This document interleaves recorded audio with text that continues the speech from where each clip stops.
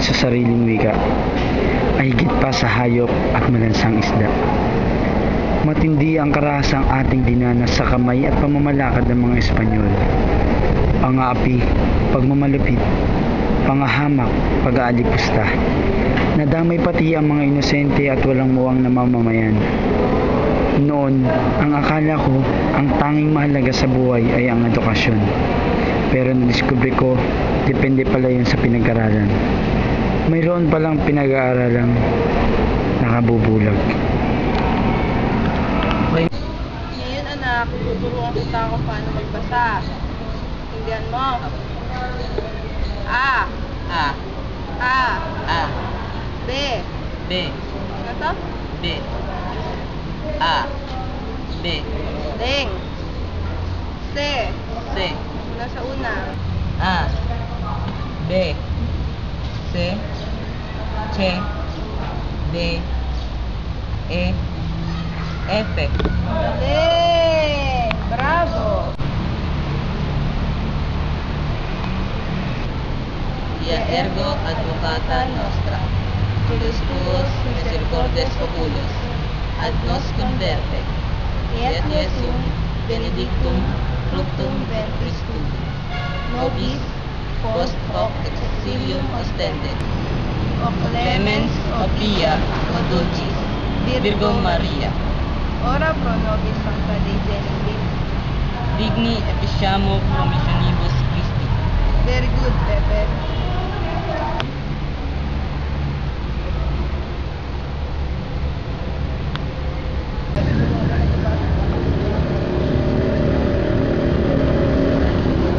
Bebe, halika dito. Tuturuan kita kung paano depensahan ang sarili mo laban sa masamang loob. Tandaan mo, gawin mo ito kung naaari lamang. Ganito.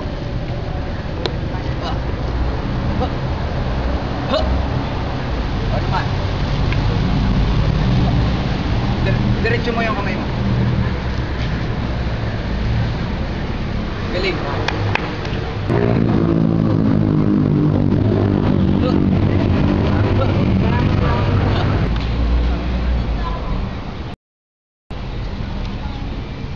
Tiyong Manuel, maaari niyo po ba akong turuang gumuhit? Walang problema, Pepe. Pagmasdan mo itong aking ginagawa. Mamaya, ikaw naman aking patutunan.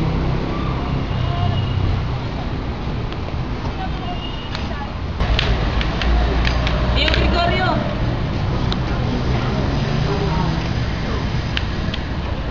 Kamusta, Pepe? Dinalhan kita ng mga libro na makatutulong sa iyong pag-aaral. Teka muna, marunong ka na magbasa? Opo, pero hindi pa po ganun kabihasa. Ah, ganun ba? Tara, tuturuan kita.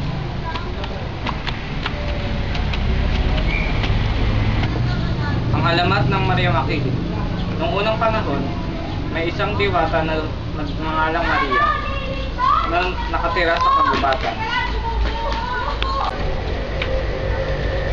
Oh, akala ko ba gusto mo mag-aral?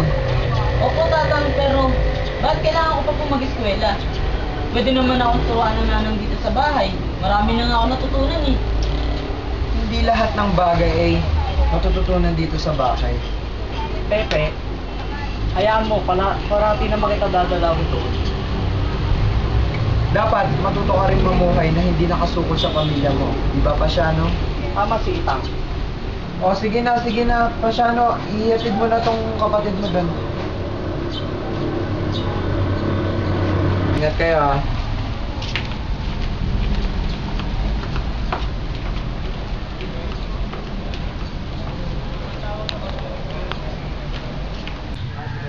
Pepe, may alam ka ba sa wikang Kastila?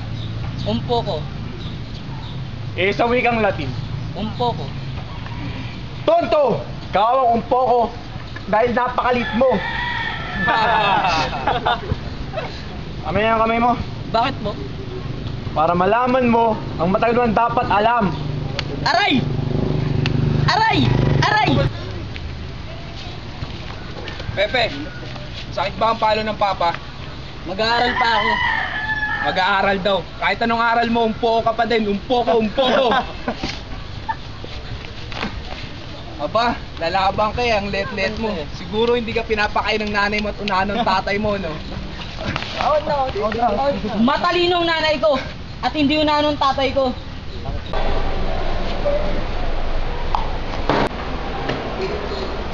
Doon na ang resulta na yung pagsusulit. Pinabati kita, Rizal. Ikaw ang nakakuha ng pinamataas na marka. Salamat po, Padre.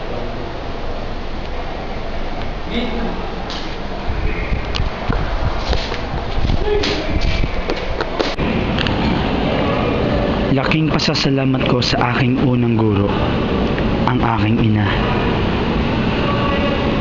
Hindi lamang sa labas nagaganap ang pang-aapi at diskriminasyon ng mga Espanyol sa ating mga Pilipino. Maging sa eskwelahan ay naranasan ko ito. Pero sa kabila nito, hindi ko hinayaan tapakan ng aking sarili at ang aking pagiging Pilipino. Ang mga buto sa ating katawan ay nagsisilbing proteksyon sa mahalagang parte ng katawan ng isang tao tulad ng sinong nakakaalam? Profesor, Sige. utak, puso at baga. Tama. Fernando, halika dito.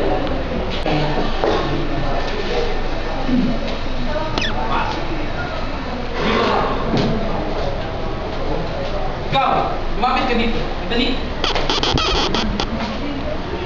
Ngayon, sabihin niyo sa akin ang pagkakaiba sa tindig ng kanilang mga katawan. Ito bang Indio na ito ay mas kakaunti ang buto kaysa kay Fernando? Profesor, kung dahil lang ba sa pagkakabuo ng katawan, ang rason kung bakit naging mataas ang mga Kastila, bakit kayo nalupig ng maliliit na antas ang kolonya ng Kastila? Pertinente! Diba? Sino ka? Ako ay Sugo ni Alicia. At sino ang haring laging pupurihin ng anak ni Isaac? Jehu, Ikaw ba ay propeta o disipulo? propeta. Fernando.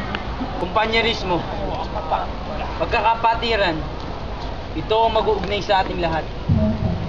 Di kaya ito magdulot ng kaguluhan sa ating eskwelahan. Tahimik ang ating pamamaraan. Sisimulan natin ito sa ating sarili, sa pamamagitan ng pagdadamayan. Chongo! Ano yun?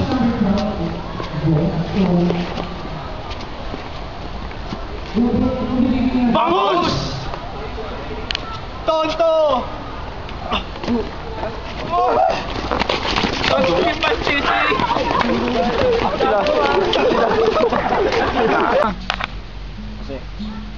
Susi. Tingnan dyan niya. Sarap ang kamdam. Mabuti naman. Sayang kasi, hindi mo nakita kung paano ang pinulbos yung mga bangos na yun. Siya, huwag ka munang gumalaw at kukulang ako ng gamot. At kayo dyan, magsiwi na kayo. Pero Tio Antonio, Wala nang pero-pero, umuwi na kayo.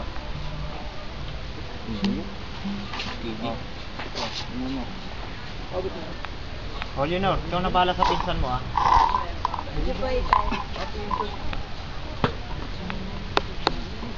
Kumusta ka na?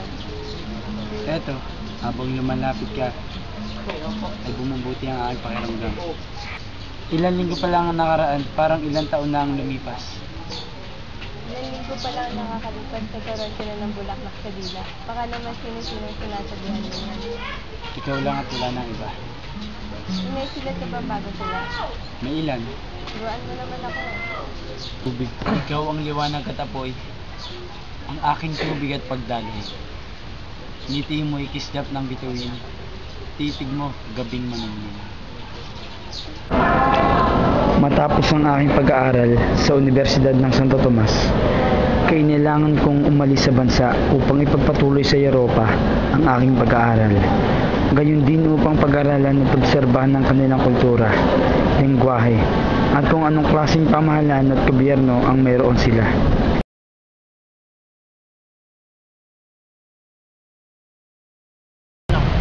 Ito ang ating lihim na kasunduan. Pupunta ka ng Europa at mag-aaral ka ng medisina. At gagawin ang nararapat para sa ating bayan. Pero kuya naman, May iwan ako dito na hindi na yan si Itay. At ikaw ang kita magiging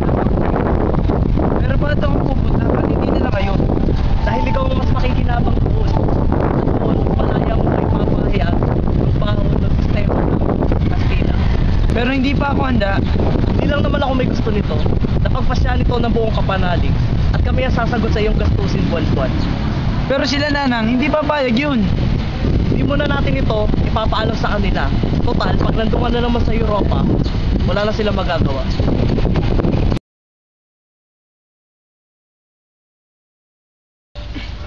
Nariyan ang pasaporte at ticket mo. Primera klase yan. Salamat po, Tio Antonio. Sa merkado, akala ko ba hindi ko nagagamitin to? Sa ngayon lang yan.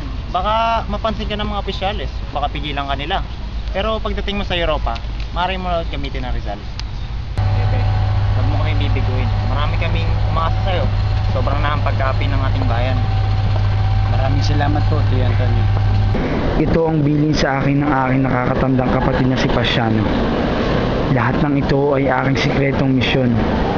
Sa aking pag-alis, marami akong bansang nadaanan at napuntahan, kung saan marami at bagong kaibigan ang aking nakilala na tumulong sa akin upang maisulat at maipahayag ang aking una at ikalawang nobela na Noli Me Tangere at El Filibusterismo.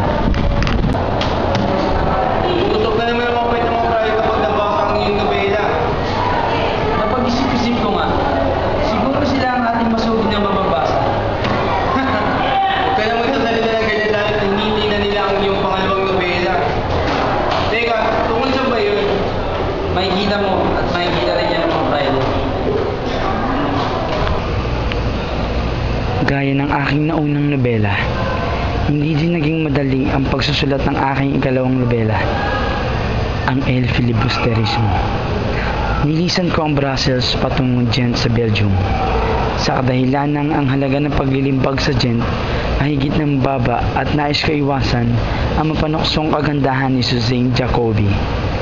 Ang kaukulang bayad sa aking naunang nobela ay hindi pa nalilikom at ang mga salaping nanggaling sa aking mga magulang ay madalang dumating.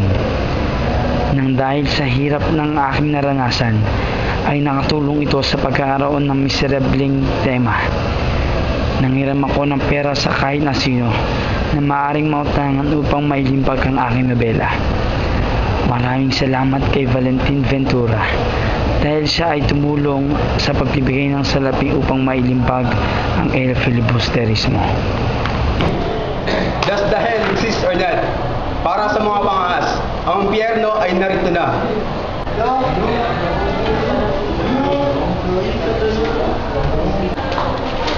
Lalamunin kayo ng apoy sa kabilang buhay, kaya matakot na kayo at magbalik loob sa banal na simbahan.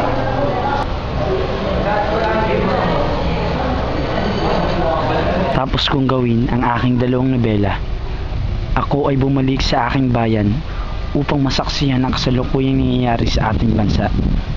At para makita ang naging epekto ng aking mga nobela sa mga Espanyol at sa aking mga kababayan, sa aking pag-uwi, aking nakausap ang isang gobernador upang bawasan ang pataw na parusa para sa aking magulang at kapatid. At sa huling araw ng aming pag-uusap, nangyari ng aking inaasahan. Ako ay dinakip at ipinadala sa Fort Santiago hanggang sa ako'y ipinatapon sa dapitan. Makalipas ang ilang taon, ang aking akali makakamit ko na muli ang aking kalayaan. Ngunit ako'y nagkamali dahil ito pala ang naging udyat ng huling sandali ng aking buhay.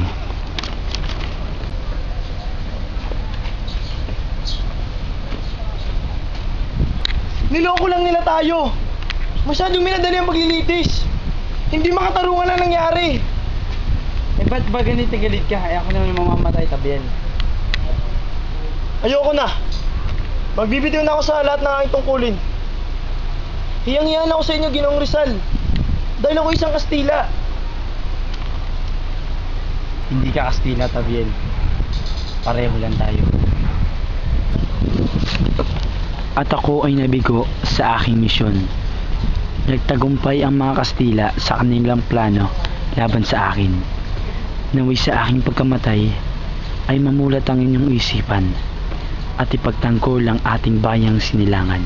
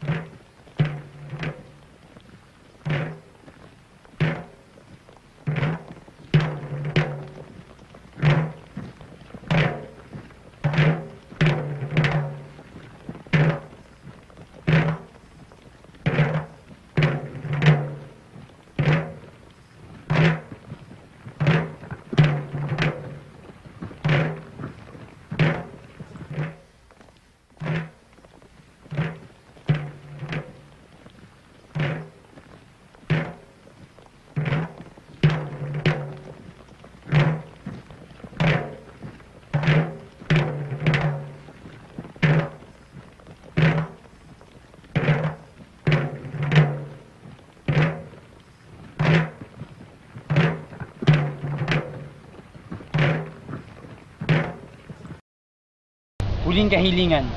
Maaari niyo ba akong barilin paharap? Imposible!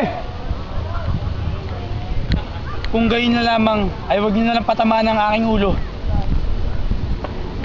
Lorgen! Abunte! Tapos na. Fuego!